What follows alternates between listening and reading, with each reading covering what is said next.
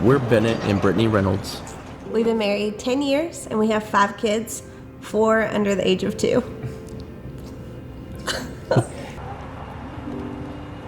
Right after we got married, we decided we wanted to start trying to have a family, and month after month those pregnancy tests were negative, and after about 3 years we found out that we wouldn't be able to conceive naturally, and I was devastated.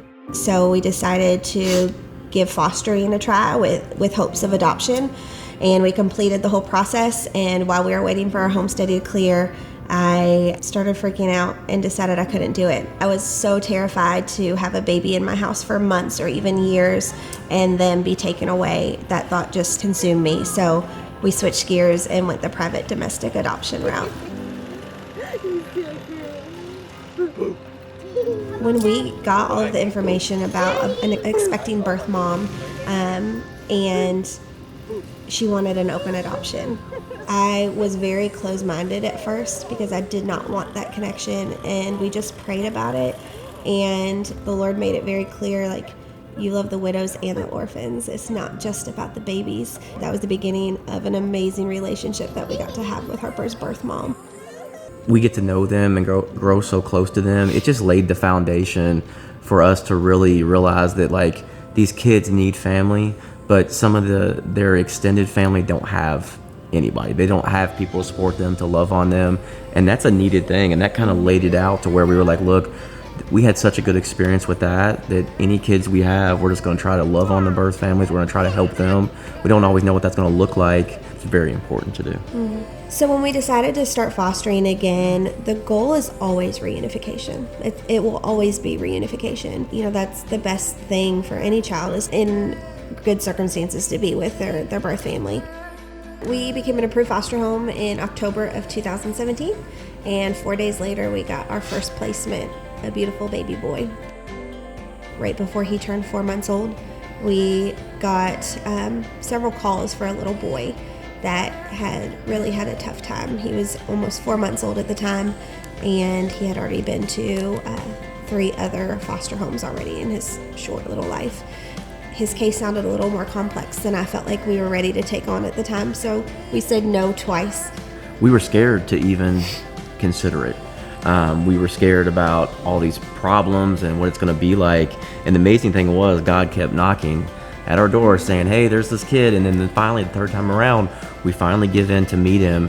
And I remember sitting him on my lap, and he's just this happy, sweet little kid smiling at us at 3 or 4 months right away.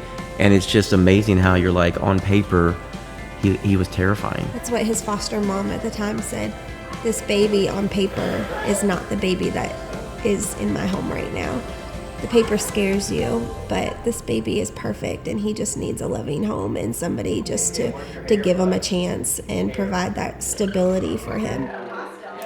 So when the boys were 9 months old, we got a call for a baby girl that was at the hospital alone.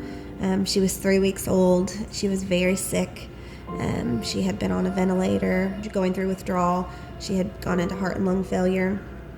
We went and met her, and she was so perfect. I'll never forget, I remember just praying over her and talking to her and just saying, you know, like, I know you didn't come into this world under the best of circumstances, but I promise you the angels rejoiced on the day that you were born, and we are going just to spend as much time as we have with you celebrating that and making sure you know how much Jesus loves you and how much we loved you and how wanted you were. I didn't know I was going to get emotional. I'm going to cry now. In January of 2019, January 11th, we got a call that there was a baby boy that had been abandoned at the hospital and he needed a home. So once again, we went back to prayer and back to our Bible. And the Lord again told us, you need to say yes. So we did. And that little guy is 9 months old now, and we should be adopting him hopefully by the end of the year as well. I think one thing that's really hard about foster care is when they call for a placement, you literally have minutes to decide. And so it's tough when we had a very fast pace of getting children. One of our youngest girl, that when they called for her, we already had the 2 boys that I think were 10 months. And so just thinking of having a third child that was going to be that small seemed crazy.